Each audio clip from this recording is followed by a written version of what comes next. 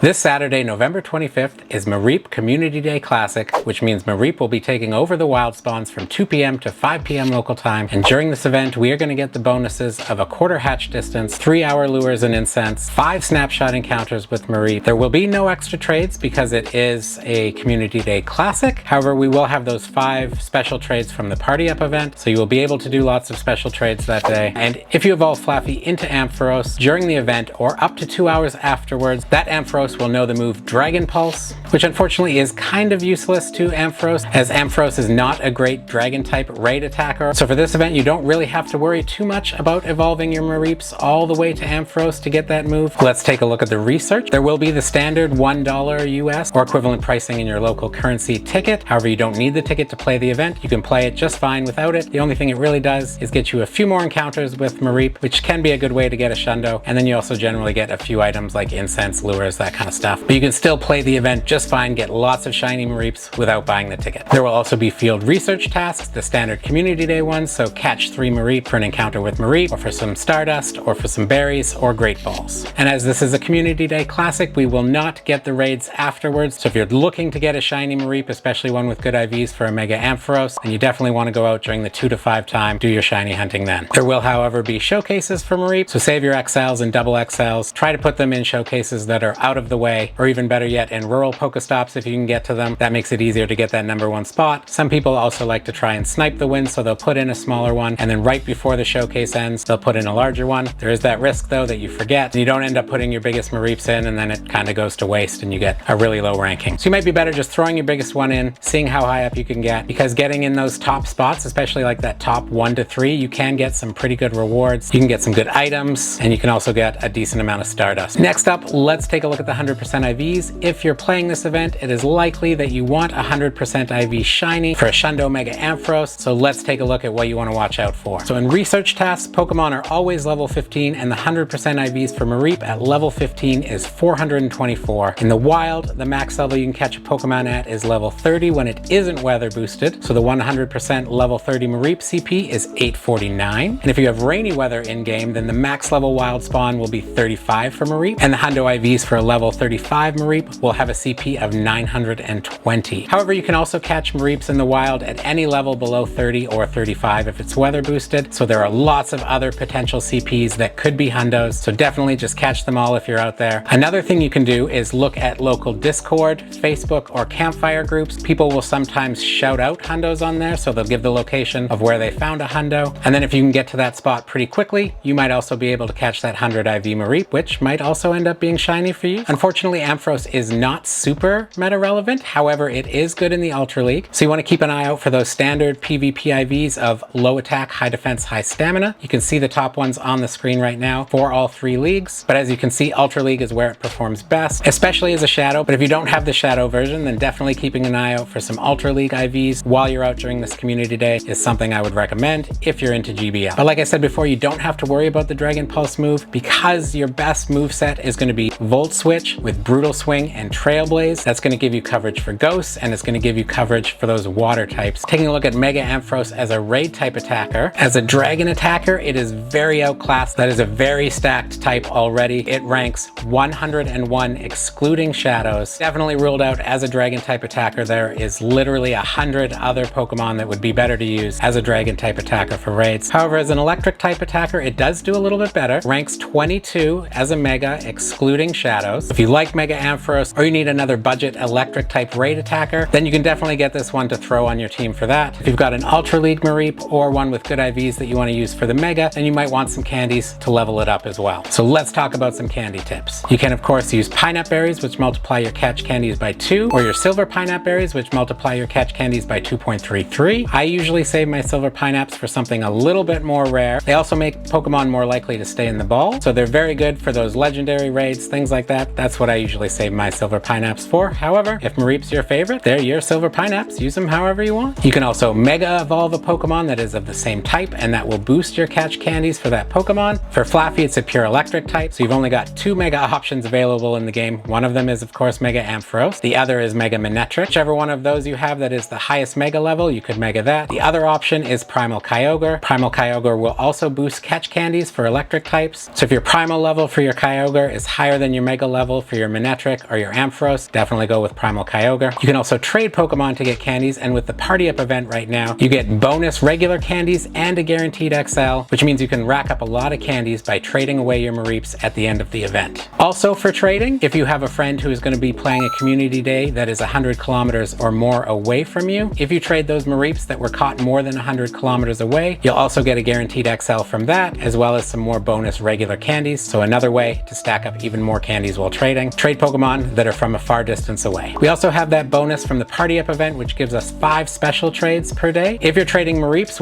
maybe only trade 95 regular Mareeps, and then make sure you save those 5 special trades for whatever you want. You could do shiny Mareeps. I probably wouldn't do all 5 on shiny Mareep, but again, if Mareep's your favorite and you really want a chance at getting a Shundo or even a Schlundo, then you might want to use all 5 on shiny Mareeps. For my last tip here, given that we've got the quarter hatch distance, you might want to rack up a bunch of 12-kilometer eggs, incubate them all at once, and then hatch them all at once on a star piece. That can get you a whole lot of Stardust. If you're unaware, hatching eggs gets you quite a bit of Stardust, and the more kilometers you have to walk to hatch the eggs, the more Stardust you get, so 12 kilometers gets you the most. In fact, if you hatch 12-kilometer eggs, you can get anywhere from 43,200 to 76,800 Stardust for that batch of eggs, and then you can multiply that by 1.5 times on a star piece. All right, friends, overall, this is a pretty chill community day. A lot of you, I'm sure, already have your shinies and your megas from the first community day, so this might be a skippable one for you. However, if you need those XLs, this is a good chance to get those, especially with the trading bonus. So even if you've got your Mareeps, if you still need the XL candies, could be good to go out and grind a little bit at least, and also get some for trading. You can get a lot of XLs that way. But yeah, overall, pretty chill. December looks like it's going to be a banger, so if you're all set for Ampharos, take it easy on this one and rest up for all those events coming in December. Good luck hunting the cotton candy sheep if you're playing the event. Subscribe for more Pokemon Go videos, and if you want to watch more right now, check out my video on the left that I chose for you, or the one that YouTube chose on the right. We'll see you in the next one. Power to the people. Power to the people. Power to the people.